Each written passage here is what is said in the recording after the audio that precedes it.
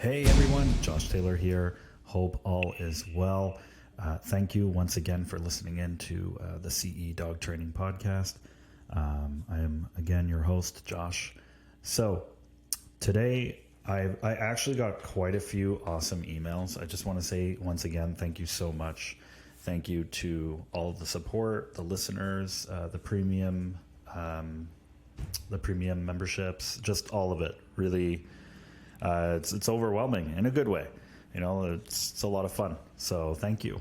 So something that I keep getting asked about is how I got into the whole pet therapy stuff.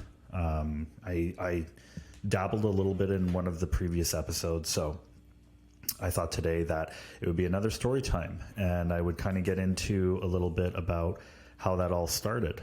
To begin with, I was always part of a few pet therapy developments, mainly in the States on Facebook. So I was in Facebook communities helping other people, just giving advice and trying to help them, figure out what they need to do with their dog in the school setting. A lot of it is self-taught.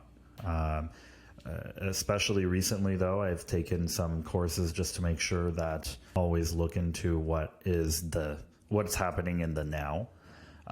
So it's always important to educate ourselves and stay up to par especially when it comes to dealing with anything with children, right? So which is mainly what I do with the pet therapy. I do have a few service dogs as well that we work with and that we train. But today it's going to be about the pet therapy. So aside from that, I'll tell you when it really sparked my interest to work on that. When I started looking into the pet therapy schools, especially in the States, because it's just it's widely more accepted there. It was really when I started noticing that I had difficulties with, or my son, I should say, had difficulties. So for any of you who don't know, he has mild autism. He's also has severe dyspraxia, which is all about the motor skills. And he has apraxia, which is speech issues as well. So having said that, I knew right off the bat that dogs were so helpful and useful in a lot of these type of situations. So that was always in the back of my mind. And it didn't really go anywhere other than that. I had someone who I worked with. Her name was Kathy. Is Kathy, and she came to me with the idea of having a literacy program. And the literacy program was just really, it was everything I could think of and wanted in a program, which was kids, dogs, reading, learning, and the advancements and what that can do for the children. So for me, I was instantly hooked the moment she talked about it. And so that's kind of how it all got started. Started working with Kathy. We started training, or having it in the back of our minds what we were going to be using the dogs for. And so my goal at the time was just to make sure that we have very confident, good, strong relationships with the dogs that we were using. At the end of the day, that's the most important thing when it comes to at least the human and the dog, in my personal opinion, which is trust and relationship, right? Those are generally the two big things that I'm always going to be focusing on. Okay, and the way you do this is through the obedience, through novelty scenarios, and showing your dog that you can do this. Everything's fine. It's a lot of the same things that we do with children in many ways. So again, I kind of went straight in with Kathy on this project. It was a lot to get it going. and there was just a lot of red tape. And so having my business for 15 plus years, I was able to, not that it was the only component, of course, but I was able to get some of the schools to allow us to come in. And I feel like the reputation of canine education had a lot to do with that. And of course, Kathy has an incredible tutoring company, which I'm sure the schools also saw that. So when they saw the literacy attached to this, it was just nice, cohesive, and it worked really well. And I mean, there's so many moments I can think of that it just kind of hit home. I won't be using names or anything like this, but just to give you examples, I remember Kathy and I in one school, and some of these kids have it rough. I mean, whether it was because it was, on the education side of things, or even if it was like personal life kind of things. And I remember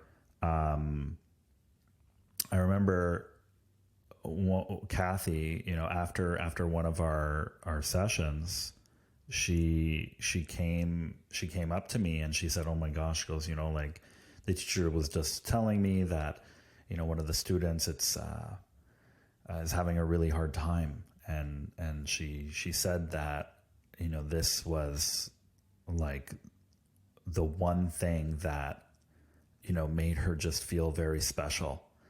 And that she looks forward to us coming every week. And it really is, how do you not get addicted to something like that, right? So it was just really awesome. It was really awesome. We've had other scenarios where we've gone into a school and the staff are just really down. There's a lot going on. There was, problems with a child at school. And we even took moments in between the students to go into like the staff rooms just to like cheer everyone up. And, some of the staff members would be petting the dog and they would just start crying. How do you not become attached to something like that, right? How do you not love that? Not that they're crying, right? But like, you're giving them that way of expressing, and dogs are just so incredible when it comes to what they can do for us. So I've become ultra addicted to this, even though, and if Kathy was here, I should probably have her on here. So if we got a lot of downloads on this episode, maybe Kathy and I will actually do a thing together. That could be really good, and you can kind of hear her side too of why she got into this and what it was all about. And I'm sure we can share tons of stories, her and I together. So that could be a future podcast if I see that this is clearly a good episode for everyone. So I mean, I became just completely addicted with doing what we do. And it's very rewarding. It's very rewarding. And so this kind of makes me give back a little bit to help others. I mean, anyone who's had to bring their children to these things know that, OT and speech and all of these things are very, very expensive. And being able to have a literacy program that, okay, fine, it doesn't necessarily focus on like specific things like OT related, right? I mean, we're not certified for that, but give those children an extra boost in life, and for them to actually be excited to come to school. It definitely warms your heart, that's for sure. So this is just one of the many reasons why I got into, dogs training in general, right? Pet therapy has been not only great for what I'm doing and what we're doing for the children and for other people, but obviously for me too. It's a sense of healing, I guess. So no matter how bad my day was, I know that I helped someone, and that means the world to me, especially when it has to do with children. So, yeah. Moving forward with the pet therapy, I mean, some of the big things that I look into getting a dog to be a pet therapy dog, because it's a very unregulated system. And so I am extremely fortunate enough to have built a reputation. And through that reputation, people count on me. People trust me. Companies and other schools trust me. So I take that very, very seriously. So what are some of the things that I look at? And I will say the number one thing, I was just saying it at the beginning of this podcast, but the number one thing I look at that is so important to me is to make sure that the dog is confident. Though that is one of the number one things I look at. If my dog that I'm working for pet therapy shows any signs that I don't like this, I'm actually scared or nervous, whether it's from sounds, children, obviously children, or whatever the case might be, I pull them out. It doesn't mean that they can never try again or that we can't test it. But the idea here is that we're looking for dogs that are able to have big cups, okay, where they can take a lot. And again, so that we're just like, political here, I don't mean take a lot like abuse from the children or anything like that. I just mean, every dog, every human, all of us, we all have a cup or a bucket or whatever you want to call it. And when that cup gets full, it's like, we've had it, like I'm done. Okay. And so we're looking for dogs who have been progressively desensitized, where they have a big cup, where they feel confident and calm. Those are the big things I look at. Are all of our pet therapy dogs calm? Do any of them get excited? Of course they do. But it's about how quick is that recovery? Do they calm down faster? Or do they calm down fast after initially excited? Can they work in the excited mode? So obedience is at the peak of pet therapy. So aside from the being touched, we deal with a lot of ASD or, children who try and grip or grab the dog sometimes, right? And we're working with them. Usually in those schools too, they have an aide with them who knows the child very well. And we're very, very safe with the dogs.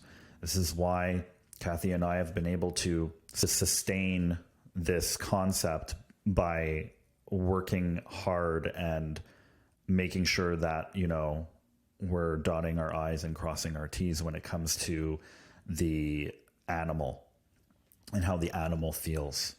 So whenever I've had a scenario, and it's happened before, by the way, where I bring a dog to school and the dog, and this is like a test. So we have our actual pet therapy dogs there, and we're kind of bringing this dog in as a test, and it doesn't go well. And what does it not go well mean?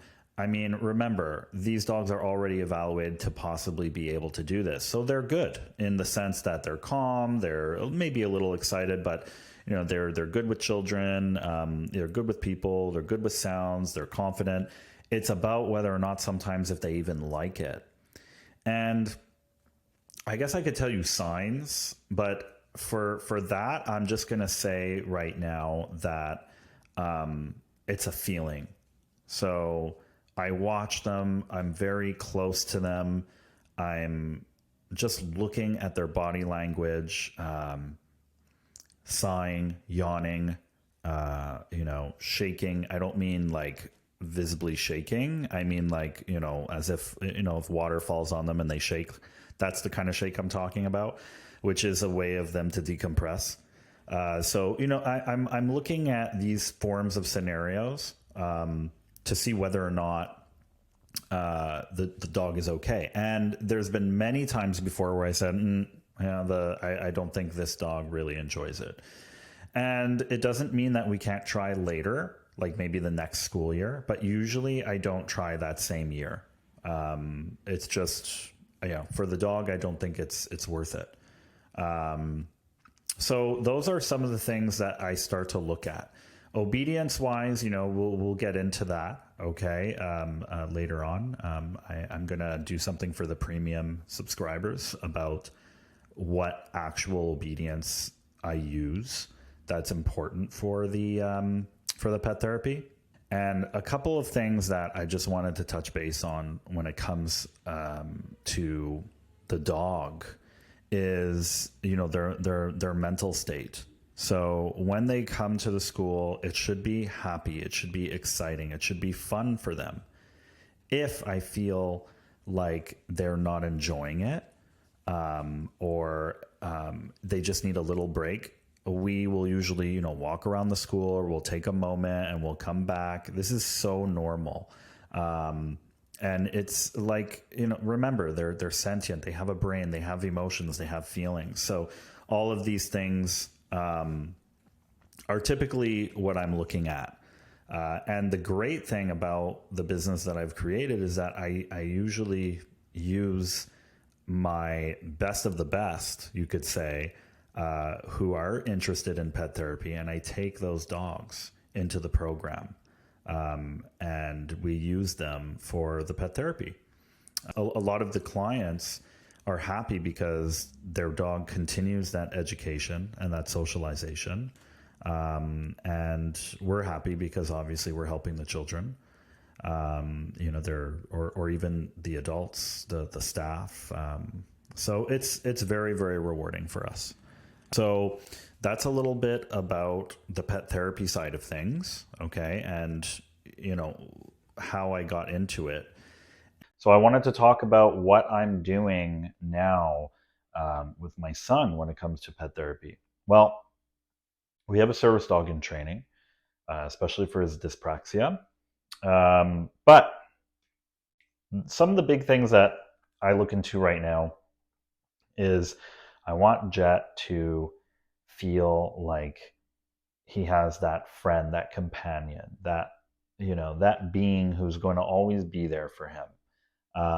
And so we've just been really working on the obedience, and boosting my son's confidence has been really helping too. Getting him, for example, to hold the leash and go for a walk together. Getting him to interact with Diamond. All of these things lead to not only confidence and calm and good behavior with the dog, but also with Jet. And so building that bond, creating that bond is so important. So if you're dealing with, or if you have a dog at home and you're thinking, these are some of the things that I could be doing with my dog, or I want my dog to be a pet therapy dog to help my kid, or even maybe an adult in the house. There's so many options out there. And it's so rewarding when you start to see the process and it starts to all click.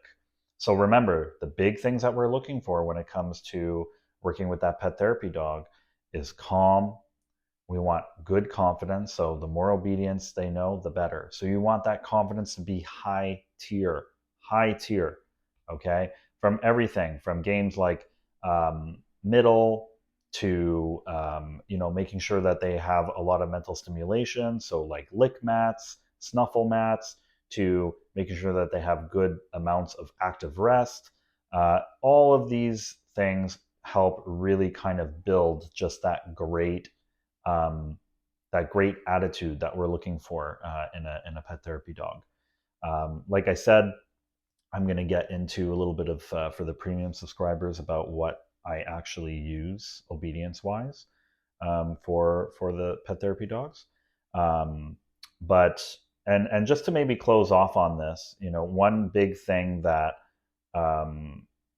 is so important with my child is to make sure that both of them, Fallon included in this, is making sure that they know when to, like, when Diamond has had enough. And your dog is expecting you to be able to know when that time is. So when we see that the cup is full and our dog is overstimulated, make sure you're their voice, right? So make sure you're letting people know, like, whoa, whoa, whoa, they need a break, or he or she needs a break. Okay, so definitely very important to keep that in the back of your mind. All right. So what we talked about pet therapy and how I got into it.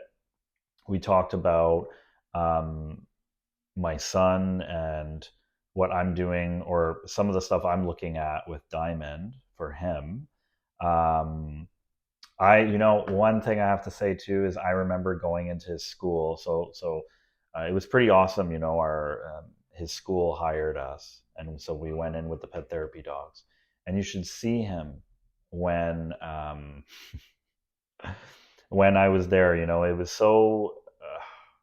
It's and of course he wants to be a dog trainer now, right? He's 6 years old, and he says, he's telling everyone, he's a dog trainer.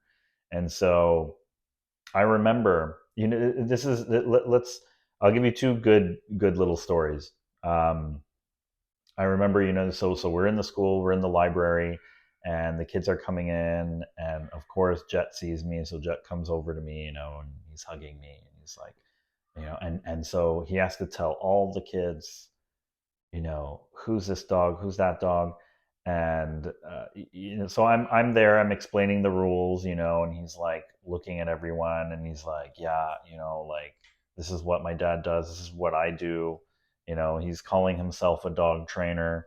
um, but you should have just, when I was looking at him, it's like the confidence that he had in that scenario, he just felt so good. And it almost kind of made me feel like I was looking at myself in a way. And I mean that, like, in the sense that he was just so happy. And look, I know he's 6, and it's very, like, what, I don't know, probably like 50% chance, 50% chance he doesn't do dog training. And I don't care. I just want him to be happy. So it doesn't really matter what he does. But seeing him in that moment, it made me realize that that's exactly how I feel every day. And I know that not everyone can experience that. So it's just, it feels it feels really amazing to be able to see my son so joyful and excited and happy about going into the classroom and seeing me and the dogs. And he had to tell, all the kids everything about each dog, because he knew all of them, right? He's seen them because he comes to work with me a lot. He wants to participate. um, and I mean, if he does get into dog training, I can tell you one thing, man. My gosh, he might be somewhat of a prodigy, because, I mean, let's be honest, he was born into this. And so he's been working with me, he's interested. Again, I know he's young, but he's interested. He's seeing aggressive dogs, he's seeing dogs with anxiety, he's seeing great, calm, obedient dogs. He's going through all of it with me at 6 years old. So if this is something that, even if it's something he doesn't get into, the knowledge and the learning he's going to have behind this is, I think, going to be amazing. Second story, which was the best ever. And I kind of had to step back for a second and be like, Josh, like, why am I being so hard on him? Okay, I need to relax. And so we had the opportunity of going to a private daycare. And when we went to the private daycare, Jet really wanted to come on this with us, okay? Because his sister goes to this private daycare. So he was very excited. He wanted to be a part of it. So he had his little, like, canine education shirt on. Maybe if I go back, way back, I can find a picture, and maybe, like, when we're doing, like, we're posting snippets of this, of what I'm saying right now, on, like, YouTube and on our social, like, we'll get the editor, if you can, to, like, pop it up, like, pop it on the camera or something. Okay. And he has his little canine education shirt on, and he he had to interrupt me 5,000 times while I was telling the rules. But it was so funny because he was interrupting me to tell me that he knows it and he's going to explain it to everyone. So I would be like, "Hi, boys and girls, how's everyone doing?" And they're like, "Good." And he's like, "Okay, so today there's a few rules." And I'd be like, "Daddy, no, no, Daddy." And he'd say, "So 3 rules." And so he starts trying to, I'm like, "Jet," and I kept interrupting him, or, he was interrupting me. And then I was like, "Jet, like, let me get these rules out." And it happened a couple of times. And then, because I guess I was a little embarrassed, right? The staff is there and it's like my son is, but at the end of the day, we're there for the kids. And the rules got explained in Jet's way. And, I had pictures. So, like, I was able to, kind of go with what he was saying, because he does have a little bit of a speech problem, but everyone understood him. And so here I was getting all uneasy about it. And it turned out that, like, everything was fine. Sometimes, I know we hate this word, okay, especially as adults, but sometimes we just need to relax. And so, moving forward, when I would bring him along, I would let him speak more. I would let him just kind of get into it, and get into that world of just how awesome dogs are, and let him kind of get carried away, as opposed to stopping him and correcting him, or re-explaining something, or whatever it was. So it was a learning experience for me, having him come on some of the pet therapy sessions with me. So those are my 2 little stories about Jet. Okay, so I hope that you enjoyed the story and the ideas behind the pet therapy, and some stuff that you could do, and what you're looking for. Remember, calm, confident, those are the biggies. Get your dog socialized. They need to see everything right from the get-go. So, so important. I love this so much. I love just talking. I could talk forever, but yeah, I won't.